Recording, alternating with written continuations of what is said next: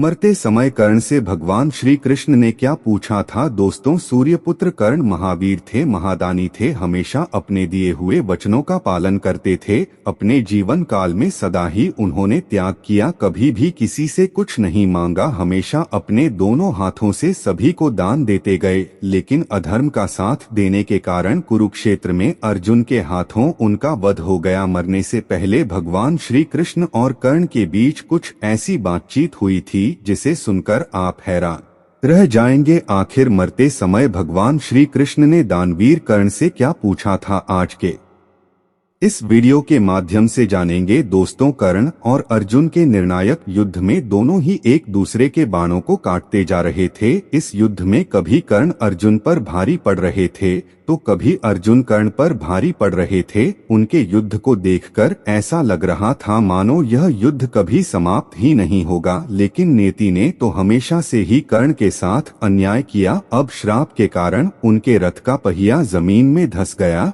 और उनको अपनी विद्या का भी स्मरण न रहा। और यही वह समय था जिसका लाभ उठाकर अर्जुन ने अपने अंजलि बाण से कर्ण का वध कर दिया। कर्ण को ऐसे हालात में देख भगवान श्री कृष्ण को बेहद कष्ट हुआ, क्योंकि कर्ण भले ही अधर्म के पक्ष से युद्ध लड़े थे लेकिन वे सदा ही धर्म के मार्ग पर चले थे। लेकिन वहीं कर्ण के धराशायी हो जाने से अर्जुन बहुत खुश हो गए थे, क्योंकि कर्ण की मृत्यु से दुर्योधन की हार निश्चित हो गई थी। कर्ण जब अपने जीवन की अंतिम सांसें ले रहे थे तब अर्जुन कर्ण का अपमान करते हुए भगवान श्री कृष्ण से कहते हैं, देखिए माधव, जिस कर्ण के युद्ध कौशल का आप हमेशा गुणगान करते थे वह आज मेरे बाणों के सामने टिक नहीं सका। देखिए वो कैसे मेरे बाणों से घायल होकर मृत्यु के द्वार तक पहुंच चुका है। अर्जुन की बात सुनकर श्री कृष्ण मुस्कुराते हुए बोले, पार्थ, कर्ण का वध सिर्फ तुमसे नहीं उसके श्राप और मेरी बुद्धि से भी हुआ है।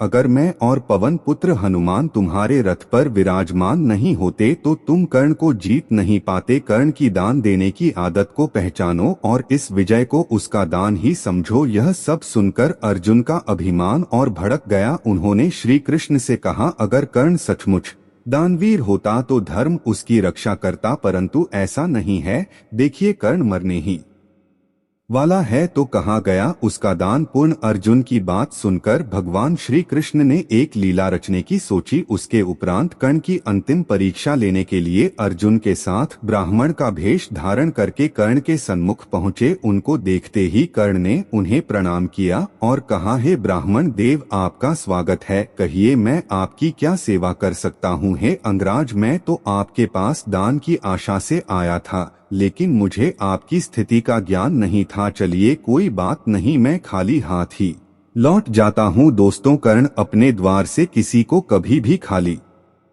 हाथ नहीं लौटने देता था। अपने अंतिम समय में भी कर्ण दान देने से पीछे नहीं हटे। उन्होंने पास पड़े एक पत्थर से अपने सोने के दांत पर प्रहार किया और उसे तोड़कर ब्राह्मण को दान देते हुए कहा, हे ब्राह्मण देव, अब मेरे पास दान देने के लिए बस इतना ही है, आप इसे स्वीकार करें। महादानी कर्ण के दानशी को देख ब्राह्मण रूपी अर्जुन की आंखें नम हो गई। इसके उपरांत भगवान कृष्ण ने कर्ण की परीक्षा लेने के लिए उनसे कहा, हे कर्ण, आपका यह स्वर्ण दांत खून से लथपथ अशुद्ध ही है और एक ब्राह्मण को ऐसा स्वर्ण दान करना उसका अपमान ही है।